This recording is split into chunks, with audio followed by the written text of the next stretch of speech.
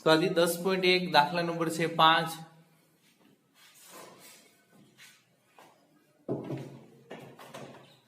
જો P તમને દીધું છે 0 - 4 અને Q 8 0 ને જોડતા રેખાખંડના મધ્યબિંદુ અને ઉગમ બિંદુમાંથી પસાર થતી રેખાનો ઢાળ શોધો. જો આપણે પહેલા આને અક્ષ ઉપર દર્શાવીએ.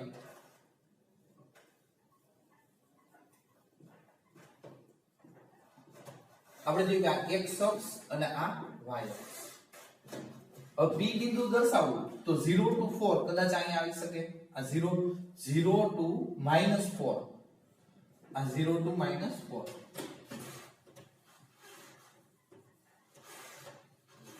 આપણે જોઈએ કે અહીંયા દર્શાવી શકીએ 0 to -4 અને 8 to 0 કદાચ અહીંયા આવી શકે. બરોબર છે. આપણે જોઈએ કે ગ્રાફ ઉપર આ બિંદુ આ રીતે દર્શાવી શકાય. તો એમાંથી પસાર થતો રેખાખંડ આ P અને આ Q. હવે રકમમાં તમને શું કીધું છે? P અને Q ને જોડતો રેખાખંડના મધ્યબિંદુ. હવે એનું મધ્યબિંદુ કદાચ અહીંયા હોઈ શકે.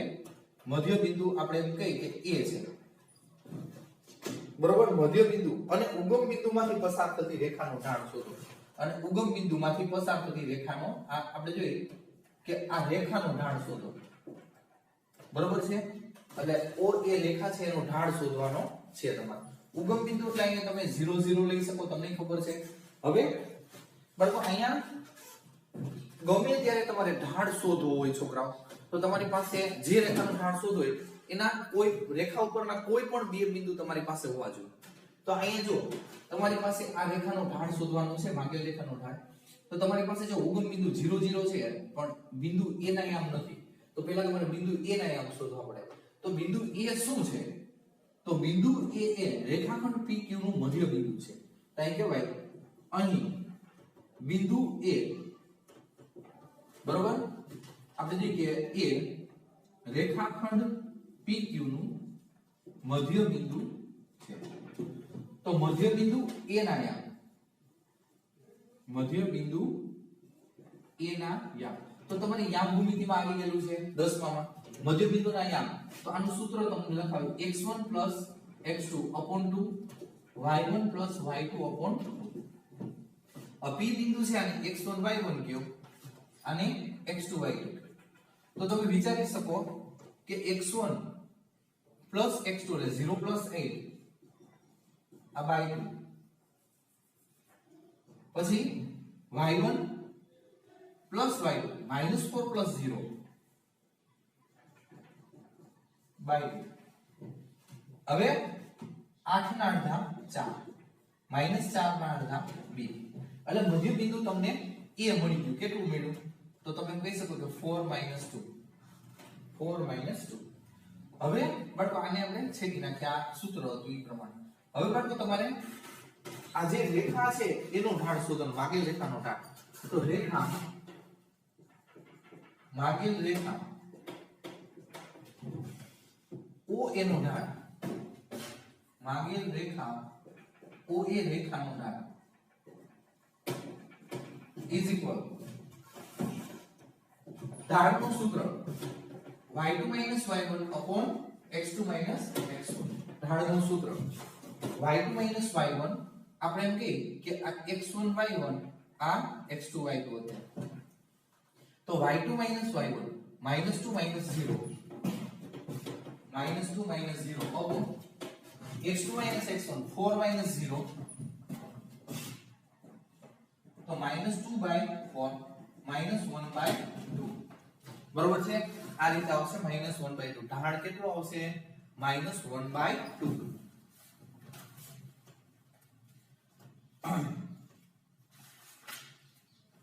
એના પછીનો દાખલો નંબર 6.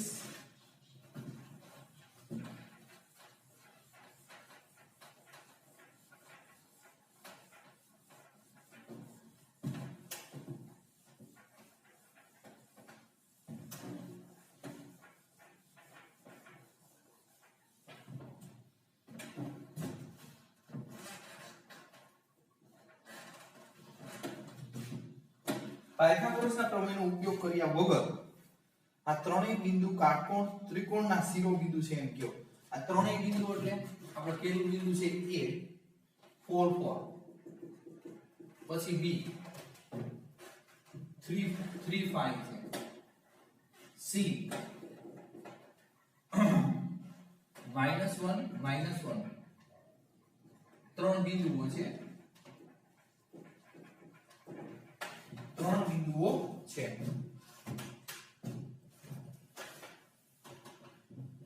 હવે આપણે ત્રણેય બિંદુ પાયથાગોરસનો ઉપયોગ ન કરવાનો પહેલા, એટલે પાયથાગોરસનો ઉપયોગ ન કરવાનો હોય તો આ રેખાચિત્ર અનુસાર ઢાળ મેળવી અને કાટકોણ ત્રિકોણ છે, ત્રિકોણના શિરોબિંદુ છે કે નહીં આપણે સાબિત કરી શકીએ. તો પહેલા આપણે જોઈએ કે બબેની જોડીમાં, બબે બિંદુની જોડીમાં આપણે ઢાળ મેળવી. તો રેખા AB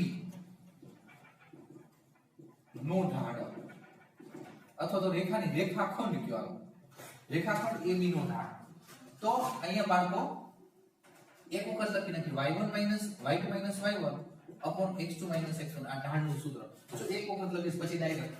હવે આ y આ x1 આ y1 આ x2 y2 y2 y1 5 4 5 4 3 4 x2 x1 3 4 is equal 1 upon -1, 1 upon -1 is equal -1. પછી સેકન્ડ BC નો ઢાળ, રેખાખંડ BC નો ઢાળ. હવે અહીંયા બરાબર આને BC એટલે x1 y1 આ x2 y2. તો ડાયરેક્ટ કરો y2 y1 -1 -5 x2 x1 -1 -3. તો અહીંયા શું આવશે -6 upon -4, -6 upon -4 minus minus plus is equal 3/2. હવે રેખાખંડ AC નો ઢાળ, રેખાખંડ AC નો ઢાળ. તો આને x1 y1 કહીએ. તો y2 y1 -1 -4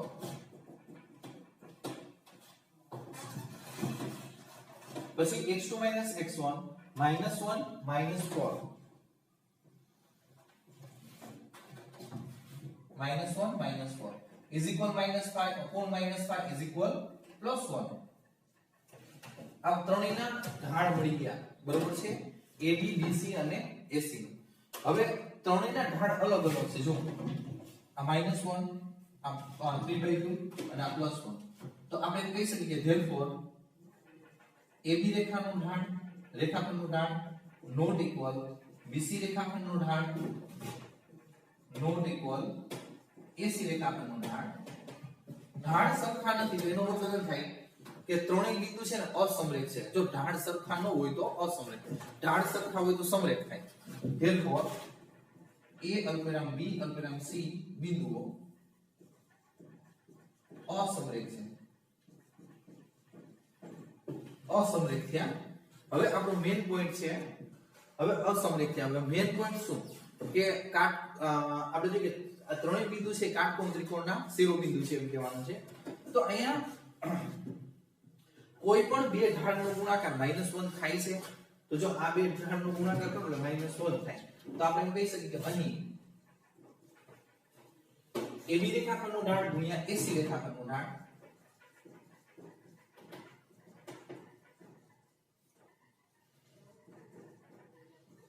બરાબર -1 ગુણ્યા +1, -1 ગુણ્યા +1 is equal -1.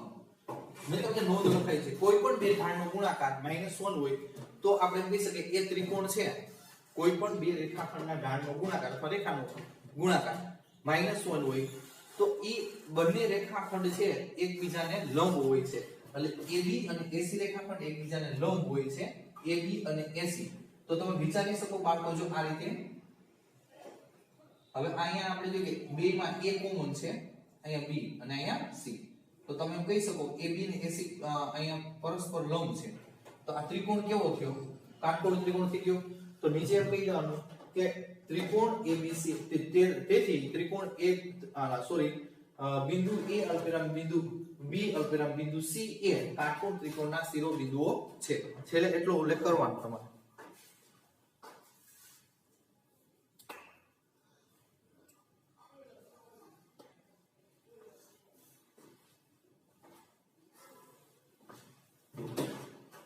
નંબર 7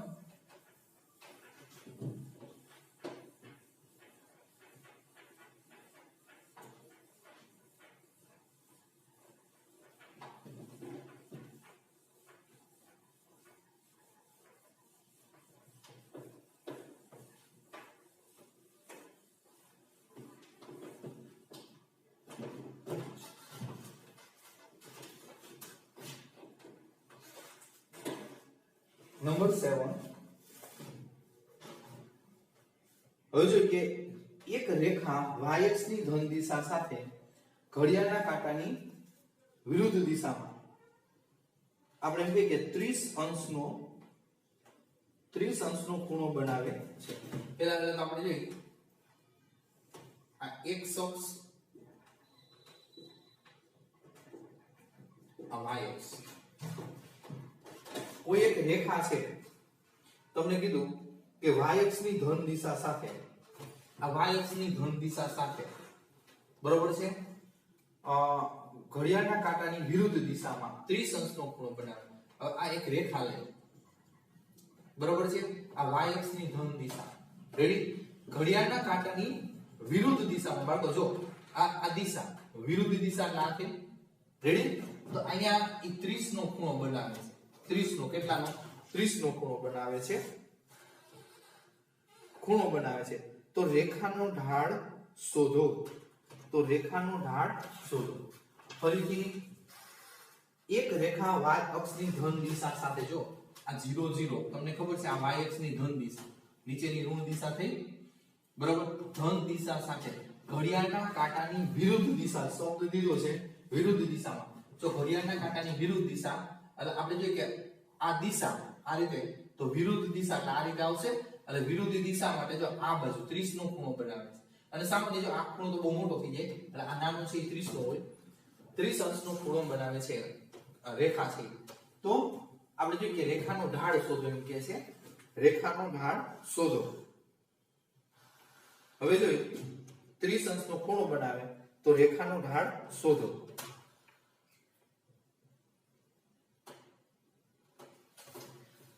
હવે કોઈ પણ રેખાનો ઢાળ શોધવાનો હોય તો આપણે જોઈએ કે x અક્ષની ધન દિશા સાથે કેટલાનો ખૂણો બનાવે ઈ તમારે ઢાળ શોધવો પડે. તો પેલા આનો ઢાળ તમારે શોધવાનો થીટા શોધવાનો છે સોરી ખૂણો શોધવાનો. હવે તમે જોઈ શકો આ તો 90 છે. અહીં આપણે કહીએ કે a o અને આ b તો આપણે કહી શકીએ કે ત્રિકોણ પેલા તો આપણે જોઈએ કે તમને ખબર હોય તો અહીંયા આપણે p કહી આ q તો આપણે જોઈએ કે therefore માપ ખૂણો PAQ બરાબર માપ ખૂણો OAB બરાબર 30 અંશ. આપણે જોઈએ કે આ બે યુગ્મ કોણ નહીં અનુકોણ અંદરની બાજુએ ખૂણા અભિકોણ થશે અને અભિકોણ છે એ એકરૂપ હોય છે. અભિકોણ હોય એકરૂપ હોય છે અને માપ કેવા થાય સરખા. એટલે 30 થઈ ગયો. હવે ત્રિકોણ ABC માં હવે માપ ખૂણો O is equal 90. ત્રિકોણના ત્રણેય ખૂણાનો સરવાળો 180 થાય તો આપણે એમ કહી શકીએ કે માપ ખૂણો A પ્લસ માપ ખૂણો O પ્લસ માપ ખૂણો B is equal 180. તો બાળકો તમે A 30 છે O 90 બરાબર છે. O કેટલો છે 90 અને માપ ખૂણો B આપણે શોધવાનો છે. હવે અહીંયા કેટલા થશે 90 100 120 પ્લસ માપ ખૂણો આ B is equal 180. 120 સામેની બાજુ શું આવ્યો એટલે માઈનસ થશે તો માપ ખૂણો B is equal તમને અહીંયા મળે છે 0 60. હવે આ માપ ખૂણો b તમને 60 મળે છે, બરોબર છે. હવે થીટા તમારે સામેની બાજુ શોધવાનો છે, કારણ કે તમારે ગમે ત્યારે ઢાળ શોધવાનો હોય તો x અક્ષની ધન દિશા સાથેનો ખૂણો લેવાનો થાય. હવે આપણે જોઈએ કે અહીંયા આપણે એક બિંદુ લઈ અહીંયા p ને q લેવાઈ ગયું, rs લઈ લઈએ, rs. તો અહીંયા બાળકો આપણે શું કહી શકીએ, સોરી અહીંયા તો નથી, આ જરૂર નહીં પડે આ બિંદુની તો. હવે ABO અથવા OBA જે હોય, therefore માપ ખૂણો ABO પ્લસ માપ ખૂણો ABO પ્લસ માપ ખૂણો ABR is equal 180. આ રૈખિક જોડના ખૂણા, રૈખિક જોડના ખૂણા, રૈખિક જોડના ખૂણા થશે એટલે બે નો સરવાળો કેટલો થાય 180. આ સીધી રેખા એટલે આખો ગણો એટલે 180 થઈ જશે, બરોબર. રૈખિક જોડના ખૂણા, બે ખૂણાના માપનો સરવાળો 180 થાય, તે રૈખિક જોડના ખૂણા થયા આ બે. હવે તમારી પાસે b કેટલો છે 60, તો અહીંયા 60 મૂકો, therefore 60 પ્લસ માપ ખૂણો ABR is equal 180. 60 સામેની બાજુ માપ ખૂણો ABR is equal 120. હવે આ તમને ABR કેટલો મળે છે 120. હવે ઢાળ બરાબર ઢાળ m બરાબર tan theta, theta is equal તમને 120 મળ્યા છે, tan થીટા આ 120. હવે અહીંયા 10 180 માઈનસ 60, 180 માઈનસ 60 એટલે 180 એટલે પાઈ, 180 એટલે આ પાઈ. તો પાઈ માઈનસ થીટા ચરણ તમારે ગોતવાનું રહેશે. ચરણ નંબર કેટલા થશે, સેકન્ડ ક્વાર્ટર, બીજું ચરણ થશે. તો બીજા ચરણમાં 10 ઋણ હોય, 10 sin, 10 sin રેડિયન માર્ક્સ કેટલું થાય પાઈ બાય 3, બરોબર છે. એટલે અહીંયા કેટલા આવશે માઈનસ √3, એટલે ઢાળ તમને માઈનસ √3 મળે છે. બહુ વિચારીને આગળ વધવાનું. પેલા તો આમાં તમારે 10માના જે